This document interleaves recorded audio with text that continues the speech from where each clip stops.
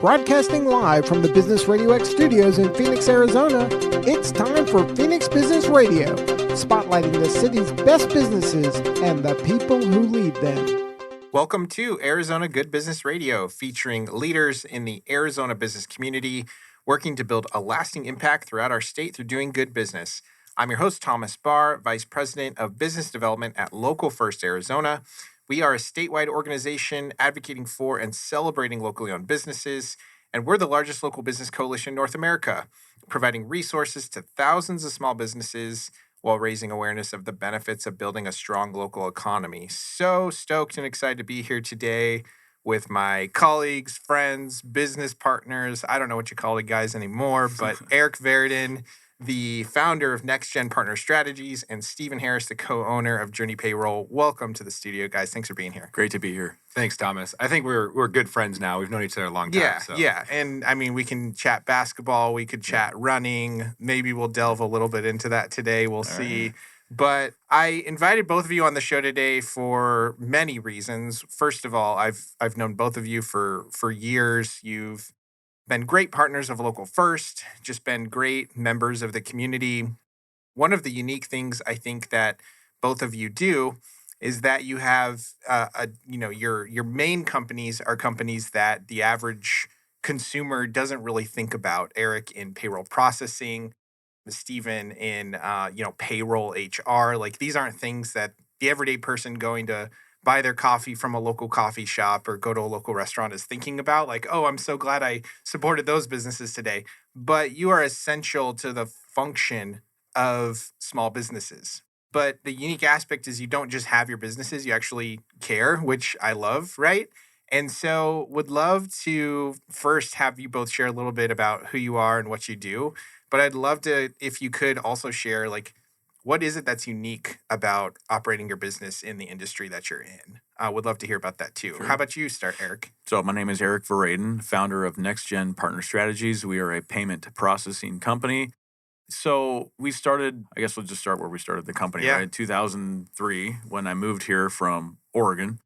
And speaking of that, why I moved, I had been in the payment processing industry for about 2 years prior to that. Started when I was 22. I got right out of college, got introduced to it by a good friend of mine.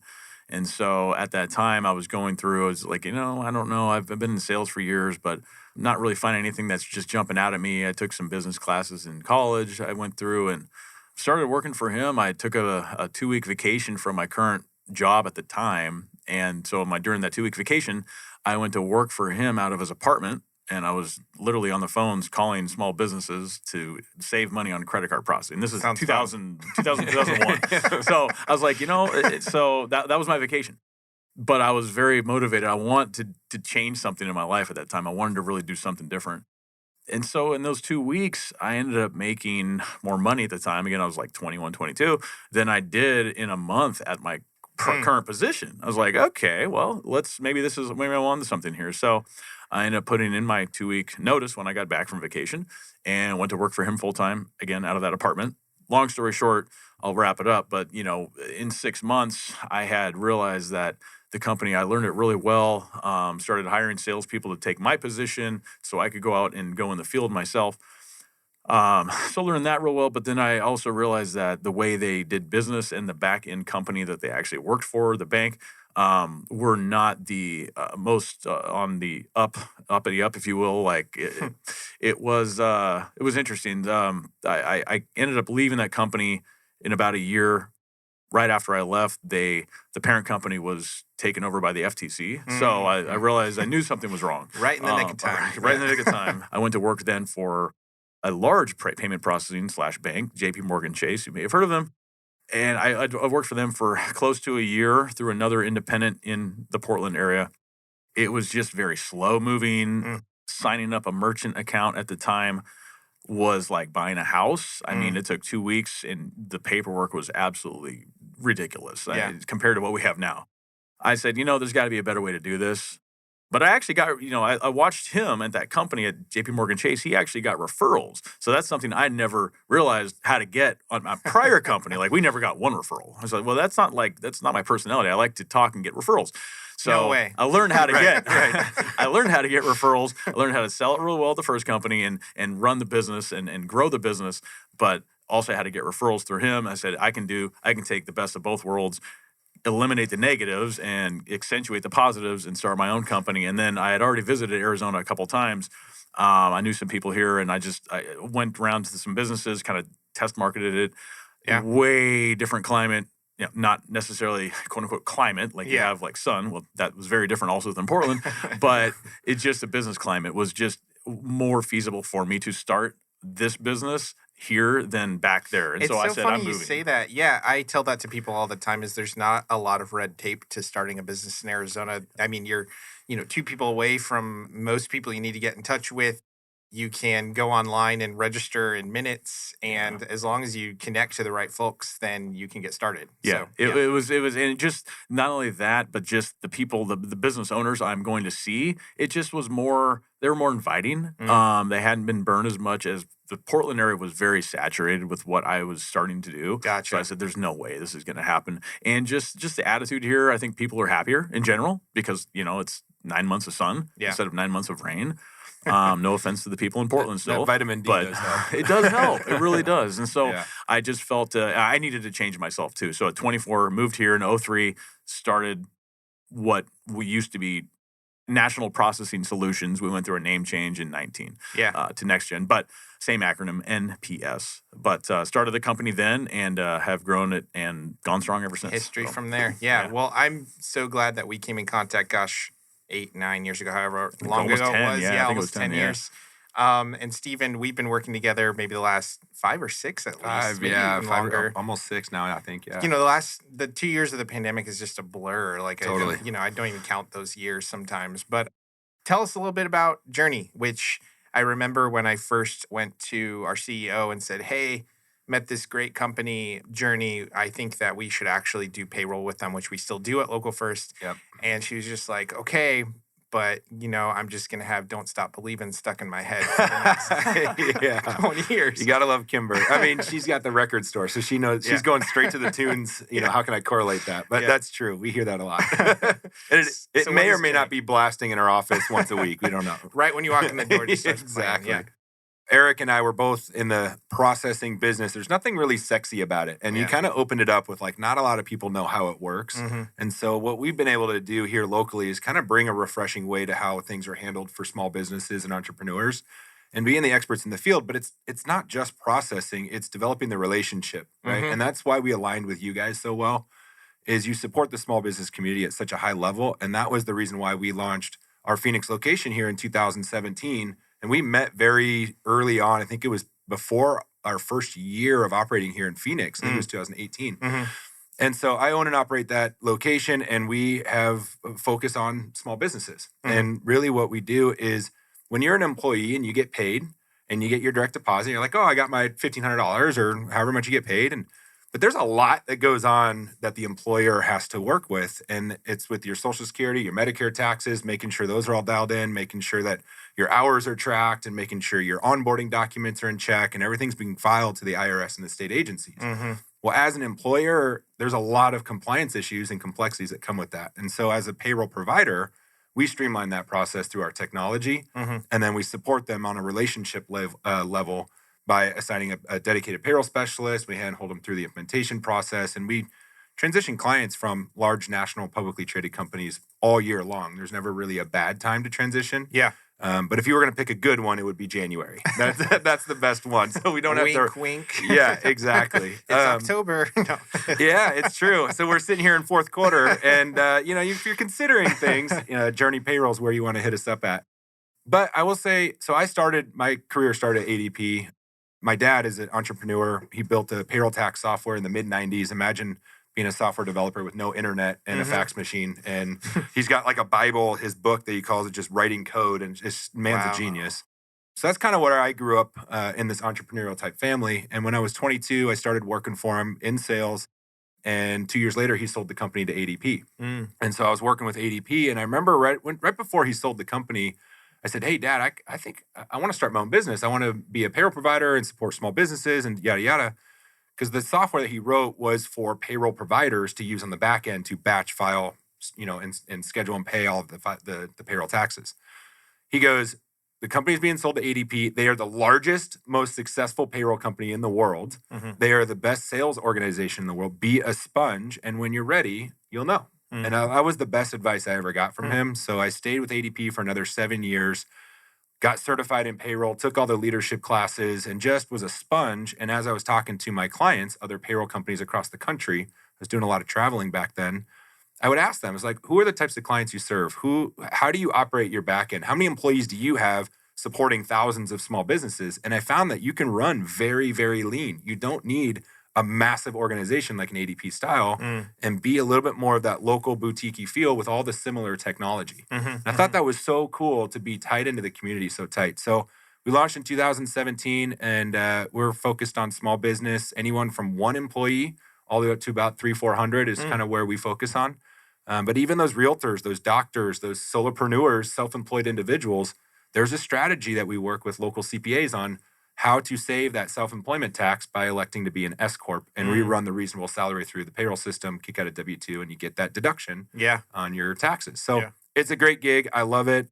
We've got a little over 700 clients now in just over 6 years, and it's purely focused on relationships and LFA, Local First. You guys are a big partner of ours, legacy partner. We've been for years. And I remember when I first walked into your office and we sat down next to your desk and we were chatting about the partnership. And then I got a call like 2 weeks later, like, hey, so we want a demo. I was like, wait, what? I was like, this is awesome. That? Let's go. I mean, we were, just trying to figure it all out. And now we've got a great team. We're a well-oiled machine and everyone's just rock solid. And as I mentioned, it's no clients are a number. We're all about building lifers, and we have had over 98% retention year over year since we've tracked it in the trailing 12 months every quarter, which is just fantastic. And I think it's a testament to the community as well. Cool. I think a lot of local businesses want to support local. So it's interesting. A testament to yourself and just our industries. We're both in the quote unquote processing industries. Mine payment, yours payroll. Right. Mine's very confusing. I still get confused on taxes. I can never figure it out. And thank you to Journey. I used to be with ADP. That you guys have helped me out tremendously just using you for our payroll at NexGen. So I just wanted to give you a shout out there that you guys have been amazing. And like you said, the small boutique, we love that as we're the same exact way. And that's how we built ourselves too. So I just had to give you a shout out to Journey Payroll and yourself, Stephen, that you guys helped me try to understand it the best I can, and it's difficult. Yeah, I appreciate that because it is difficult. You're good at what you're good at, right? And we work with a lot of companies who are in the trades as well. They're great at HVAC, they're great at plumbing, they're great at flooring, but payroll and accounting and back office. Now we can partner and build, but we consult, right? And we try to educate our clients on what a payroll tax is, what Social Security is, what Medicare is, right? And your FICA taxes and tax returns and all that stuff. We don't get into the weeds too much if you don't want us to, but we're there to be a resource. But I think what's cool is I met you about similar time. I met Thomas at one of their mixers, one of the monthly events that you guys do. And you're a visionary, dude. You came right up and you're like, okay, I do payment processing. You do payroll. I can't stand Heartland. Let's figure out a way to make this work. And we've been partnering together for the last 4 or 5 years as well. Yeah. Love that. Well, kind of back to what you both touched on and what I had started with is when I go out and, I know that I just spoke at Anthem Rotary and it's so funny. The next day I got a call from Tempe Rotary. So I love going to Rotary clubs and talking all the time. And we haven't put you in the system. I swear you're not getting spammed. But No. But we get invited to groups to come out and talk about our work at Local First because it's unique and different. And people are interested to hear about like what is this organization? What do you do? And one of the things I usually start with is talking about secondary jobs, which is not a term that most people, it's not something we're talking about every day. You usually don't hear about that on the news. But both of you are representative of what I would call a secondary job, or secondary industry. It's something that the regular everyday consumer doesn't come in contact with, but is essential for the economy to run, right? You are what drives dollars through the economy every single day. When you go to local coffee shop, restaurant, put money on the counter or pay with your card, that money doesn't stay there. It goes to other businesses to help that business actually function. And so every business needs to run credit cards. Every business needs to run payroll.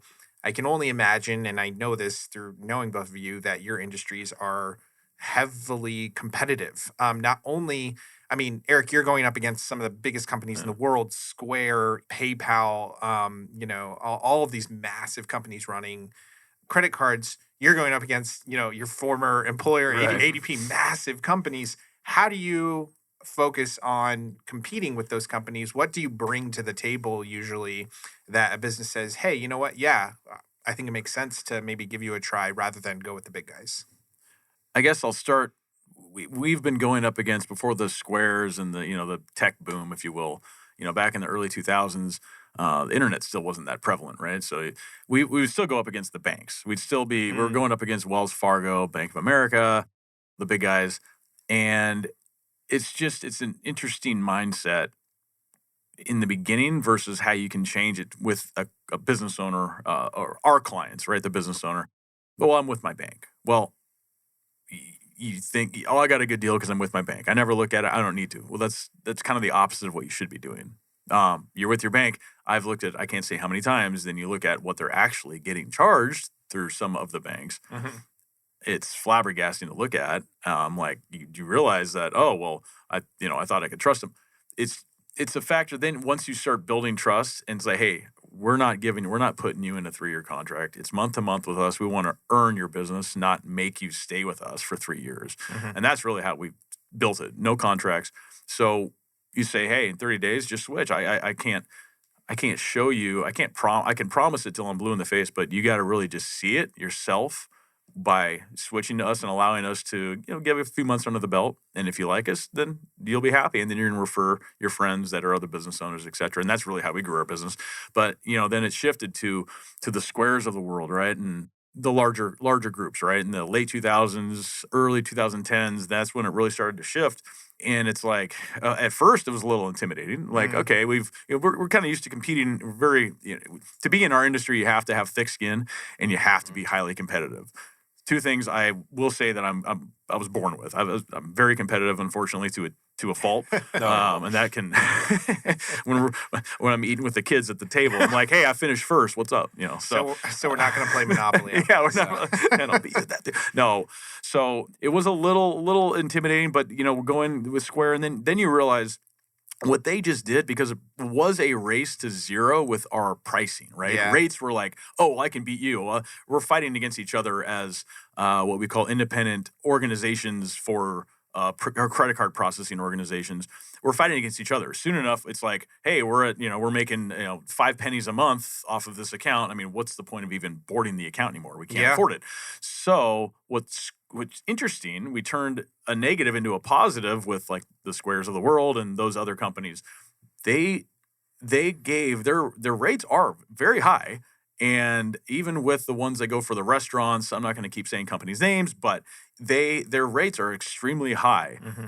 But merchants use them because they just, oh, well, it's just something that's I've heard of, and it's all that's out there. My friend uses it. Yeah. So, and then the software works usually. So we're like, hey, what they just did, now we're on a path to where our partners and ourselves have created softwares that are competing and or are better in certain ways, certain facets, that allow us to then do the same exact thing and compete with the Squares software-wise at a lower rate. Because what they've just done is raise the industry rate bar, if you will, back to where it was in the 90s. I'm like, okay, well, thank you for doing that. Now we can go in again and start. It's a circle. It's a cycle, right? Yeah. So I find it, with us, especially locally, we answer our phones. My team answers. They're amazing. One thing that a lot of the companies don't do, we have everything here based in the United States. We do not farm anything out. Service-wise, I can say service till I'm blue in the face, but we do. I feel like we do offer a very good service for that. And you do need to have a good representative managing your credit card processing. It's something you shouldn't have to look at, but you do look at. Sometimes things do occur. Sometimes things go awry. Sometimes funding happens, some issues. I mean, there's always going to be something, but you at least have us as a team, and my staff and I and our partners that can back you up and be there for you And I could get into the whole chargeback thing. That's another side of the industry that a lot of these large companies do not assist you with at all. Right. We do. Right. That's a huge thing, which that can take another 25 minutes of talking about it, but I'm not going to get into that right now. So. Well, thank you, Erik. Yeah, and Stephen, I know you take a similar approach. So what are your thoughts? Yeah, I mean, we're in the commodity-based business, right? And so we've actually taken pricing out of the equation by how we interact with our clients. I think accessibility is one of the most underrated qualities that a business can have when it's done well. In the payroll industry, when I was working at ADP and large national companies, same way, you've got some of the kind of Google-based payroll companies, if you will, where you get a chat system for support and you're waiting 2 hours on hold to ask how to set up a deduction, right? And so when you have a company that you can call, text, email, and you get the responses right then and there, I mean, that just goes a long way. And that's why our retention is so high, is because we're developing the relationship with the client. We're not publicly traded, so there's no shareholders that we need to appease to. We're not churn and burn trying to get clients in and out. We're building lifers. We want clients in, and then we're going to keep them. Yeah. And we're going to educate them, and we're going to serve them at a high level. But I think it just comes back to the competition piece. When you're in a commodity-based business and you take the pricing out of the equation, it's just at the end of the day, how do you communicate with your customers, right? There's no matter where you go, at least in my world, there's always going to be mistakes, whether it's the client or whether it's the provider. It's inevitable. You're processing on a weekly, biweekly, monthly. It's processing on a consistent basis. And there's a lot of different types of pays and taxes and all the things, right? So when there is an issue, how is that communication back to the client? Is it, I'll get to it when I get to it. I've got a bunch of other clients to deal with. Or is it immediately, as soon as the issue is identified, rally the troops together, come up with a plan, and give the client options on how to resolve and do it quick, just like that, right? And I think what businesses, and especially small businesses, really need is just communication and resolution. They don't care that the issue they might care a little bit that the issue happened, but what they care about is how you're going to fix it and what have you implemented to not let it happen again. Yeah. And I think that's what we do really, really well. I'll never go anywhere and say that we're 100% perfect. No one is. And so when those types of things happen, the way we react and resolve is our bread and butter. Yeah. It's pretty insane that in this day and age, I mean, you're talking about very, very basic human things, answering your phone, right, and communicating with your clients. Right. It's kind of crazy that, I mean, the nature of why we do this show, the nature of why we have the Arizona Good Business Summit every year, is we're trying to ingrain in the business community that being a good business owner, like, really starts at the basics. Like, do you care about people? Right. How do you show that care and communication to them? And are you just, like, a part of the community? Are you holding yourself accountable to the clients that you work with and the people that you serve? And so it's pretty wild to me, just from my perspective and working with so many entrepreneurs throughout Arizona, that, like, that's really all you need to do to just be a good business. Well, and I think being an entrepreneur, knowing how to scale and develop your team is just as essential as communicating and take care of your client. I mean, at the end of the day, your people should come first. And when you can educate them to be an intrapreneur, if you will, have that growth mindset, that entrepreneurial mindset, teach them the back end of the business and how this stuff kind of operates on the back end as a business owner and the things that you go through, being transparent, sharing a mindset shift with them. And they start to become business owners themselves, and their book of clients that they're working with, they care so much about that group that they're going to process their payroll and they're going to answer their phone because that's their baby, right? That's their business. And so when you educate that within your team, I think that goes a long way. And those large nationally publicly traded companies, it's churn and burn and turnover at staff as well. Yeah, they're just not offering that. Exactly. Well, I've loved both of that about both of you, is that over time, I've been able to just pick up the phone and just like, hey, like, this is going on with our organization. What do you think? I was just doing this with Erik. We've got a fall festival coming up. Hey, we don't process, a ton of payments every single day, but on this one event, we'll do 15, 20 grand in credit cards in one day. What do you recommend? Like, what's the new technology out there? Like, let's get your take. Steve and I remember when Local First was about to hit 50 employees. Things change once you grow to that size. Like, hey, what should we be looking out for? What should we be planning for? All that kind of stuff, which I super appreciate both of you bringing to the table, just in being business guys in the community and having that mindset. What I also appreciate is that you both are doing things outside of your general businesses that are just fun and interesting to you. Erik, you are also the owner of a local gym in North Phoenix. Stephen, you started OppoFlow, which is a really, really cool new initiative. So I'd love to hear about those things too, because I want everybody to know that, the business industries you're in, like while they might be boring in a sense, you also do fun things in business that you love to do as well. So tell us about those. So versus what the general mindset is, or at least used to be, about the stuffy banker, old banker in a high rise, we doing your credit card processing, you never see us. That is like, I think, the complete opposite of Steven and myself. We're in the community. We like to go out there, have fun, and just be ourselves. I'm speaking for you right now. Yeah. No, you're good. I feel like that's legit. Again, going back just to add on to the last part, I like my team and we want to add a consultative approach to our clients with the shape companies are not going to do. So I love that term. I'm using that. I'm stealing that. It's a 4-side shape.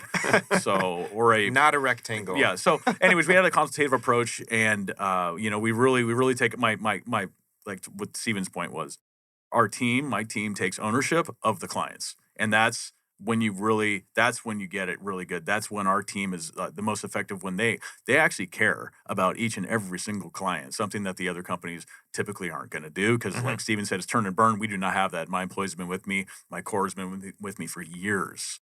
They're what keep our company going, honestly. Yeah. So back to the fun stuff. So again, not being a stuffy banker in a high rise, not seeing your clients, I co-own a functional fitness CrossFit style gym studio. We actually started it back in 2011, but it's called Blur Fitness. We're in North Scottsdale, right by the airstrip in the air park. Cool. That's something that I needed to, in 2011, I was like, I want to get into something else. I've been doing this for, at that time, 10 years. And it really is, I like to work out. I like to be active. I love to run. So that kind of put everything together in this type of workouts that I like to do. I was like, hey, well, I talked to a partner of mine, let's start a gym. Why don't we just do that? So we did. Anyways, long story short, we just opened up. We finally kind of grew up, I should say, matured, and opened up a nice facility in the air park. No cobwebs. The last place, like I said, before we started, I just cleaned it out last weekend. And it was like the Red Dungeon. It really was. It's very eerie when there's nobody in there and nothing, just cobwebs and holes in the ceilings. But we still have an amazing following. And it kind of goes back to the small business. And we're just our team of, they're not employees, they're members. They love being there, and that's their release for the day. A lot of them are in the professional industries, and it's like a mental drain every day. A lot of them go through, and then they come to Blur, whether it's in the morning or in the afternoon, and they just release it, and they're with other people, like-minded people, and it's a great camaraderie, great team atmosphere. And so, we just moved into a new facility right there in the air park, and we're super happy. It actually looks like, we got like 7,000 square feet. I'm like, I can't believe this is our gym right now. This is ours. That's awesome. I looked at it on Saturday. I was like, wow, we actually have nice mats. We actually have this is amazing. Everything's clean. And we have offices. We're going to build a recovery center, a cold tub plunge, all these different things. And it's nice to be able to transition my mind to something versus, credit card processing in an all day, every day point of sale systems to this. It's a complete different thing. Yeah. But then it comes back to, we need to take payments at the gym. How are we going to do this? How are we going to streamline payments? So now that hat is also being put back on. I'm like, okay, we need a terminal up front. We need this, a kiosk. We need this and that. So while it is taking me, I'm combining both worlds with it also. But it's a great release, and it's something that I just enjoy. I really enjoy doing. I feel like a lot of us need a few different outlets. Yeah. Especially, sure. Steven, guys like you. Going hard and really, focusing on being professional. You need to do something else and just kind of release that, and that helps you come back and almost meditate and go at, okay, I'm getting up in the morning the next day and focusing on my main career, if you will, the breadwinner, if you will. But then you have this as an outlet. Yeah. So that's what's helped me. Super cool. And Steven, tell us about OppoFlow too. I want to hear about that. Yeah, so that's, a really, really good segue into what I developed with OppoFlow. It was born about 18 months ago, and it's really just a mindset shift. And, my goal is to inspire, I say, millions of people to achieve a mindset shift towards their own success. And I think a lot of this was born coming out of COVID. I think people were lost and trying to figure out what the rest of their life is looking like and how do I get there and what are my goals and my dreams, and you're lost. And I was one of those people. I call it chaotic organization, where I didn't necessarily, I knew where everything was, but I didn't know kind of the pathways and how to get there. So I developed Oppo Flow, which is all based around opportunity, and it's all thinking back of the pivotal moments that you've had in your life that got you where you are today, and how do you stack more of those, right? How do you recognize more good opportunities, say yes or no to, that'll change your life in a positive way, change the trajectory? And so Oppo Flow starts with the open mind. Defining your purpose is absolutely key. Once you define what it is that you want and where you want to go, then that's what helps you decide what to do and what not to do. If it doesn't align, say no. You're probably going to say no a lot more than you're going to say yes when you actually have this defined for yourself. And then prepare, be a constant knowledge seeker, and then you'll recognize good opportunity. So it's OPPO is an acronym, and then everything kind of flows in a more meaningful way. So I built out this framework. And what I've actually done, I've been an entrepreneur for the last 6 years, a little over 6 years, but I've been in the payroll and HR space working with small businesses for 16 years. And I've seen this a lot in a lot of other entrepreneurs where you're on an island a little bit sometimes, where things happen and you don't have a lot of people to go to. You've got to just make those decisions. Yeah. And so this mindset, what I've been able to do is I go work with entrepreneurs and their teams or leadership teams or solopreneurs and put together these workshops that goes through the framework of how this mindset works. How do you recognize more good opportunity? How do you leverage the knowledge that you had, the people around you, and then making sure you're taking immediate action, going all in? Now, when that happens, it doesn't mean that everything's going to go right. So then it's like, how do we deal with the obstacles? Yeah. And I coined this as the mindset that never shows you a loss. And it's all about how you approach the different situations that you're in. If you're going to get frustrated and scared and angry and run away, you've got to change that habit, right? Yeah. It's pivot and learn, not run and hide. Yeah. And so that's what I'm trying to educate and teach. I do this with my team. I do this with other entrepreneurs, and I have a few different outlets. And so you talked about outlets, right? Being in the payroll business, it's very back office, boring kind of stuff, processing. We've talked about this a couple of times. But my outlet is I also have a podcast. It's called the Success Flow Podcast. Thomas, you've been on it. Yeah, ton of fun. Yeah, with my buddy Phil. And it's all about sharing the highlights, snippets, and frameworks of what success looks like for the individuals that are on the show. A lot of times Phil and I are just collaborating together, but ripping back and forth. But the perception of success is different for everybody. And that's what we're trying to help people realize, is define that for yourself. And then I can help you get you there. Right? Love it. And then we have the email newsletter. I send that Thursday afternoons. Actually, the next flight number 29 is going out today. It's an email newsletter. It's just sharing various opportunity stories, pivotal moments of myself or others, guest people that are open to sharing their story, or a mindset shift, just random little things that are quick 3 to 5 minute reads. And it's free to subscribe. You can go to oppoflow.com and check that out. But I think it's just really neat I've always wanted to write. I've always wanted to be out there, and growing the business for the first 4 or 5 years, I didn't have that ability. I had to be in it constantly, hours and hours and hours grinding, right? I'm at the point now where I can let that out. I'm such a happier person. I'm such a stronger person mentally and all that. So it worked for me. And so I feel called to share it with others through the team workshops, through the podcast, through the newsletter. And there will be other things I won't mention here yet, because then I actually have to do them. But there's a lot of stuff coming from this. What's really neat about it is, you kind of alluded to, it correlates with Journey Payroll. If I'm in there with small businesses, I'm bringing an added value of mindset shift. Then, oh, by the way, I can also handle your payroll processing. Or I'm talking with solopreneurs or coaches how to achieve this mindset to work with your clients. Oh, by the way, I can help with your payroll processing, right? And that goes a long way with developing my team as well. I'm very open with this initiative and what I'm doing, and they all have buy-in, and they listen to the podcast, they read the storybook, and it's just a really neat thing that I really kicked off early part of this year. Right on. I wish that would have existed when I was in the mid 2000s. When I was kind of starting out, and just sitting there for a number of years, and even after that, I mean, years later, you're on an island by yourself as a business owner. Sure. And I have, let's say at the time, we have 15 employees every day. At the end of the day, I come home and I'm like, I need to share something with somebody that is on the same, I need to share ideas, but I have nobody to share them with. I need to know if I'm doing something wrong. Am I doing something right? If I call my attorney, then there's an hourly fee with that. I'm like, and my accountant, hourly fee. It's like, who can I just talk to? I had really nobody. And I wish that would have existed. That would have been great stuff. Yeah, and you feel like you're just by yourself. You are, and that's kind of the target market, is the leaders, the entrepreneurs, the solopreneurs, the people that are striving for growth and defining success for themselves, the ones that are trying to figure out what the rest of their lives look like, and then how do if I'm doing bad, bad habits. Maybe I'm going out every night and drinking a lot of alcohol, or maybe I'm a smoker or whatever, or maybe I'm not running. I'm sitting on the couch all day and I'm not feeling healthy, right? If you're not focused, you're not happy, you're not healthy, you're at the end of the day, 70, 80 years old. If you get there that far, you're not going to feel great about yourself. So now is the time when you got to start making those shifts and ridding your bad habits and focusing on the good ones. So I'm trying to give this mindset shift to others to realize that you are better than where you're at right now, and there's always a next level. Yeah, and that's what Outpost Flow is about. And by you coming in, sorry, I keep no, go for it. Go for it. I just have a lot to say about that.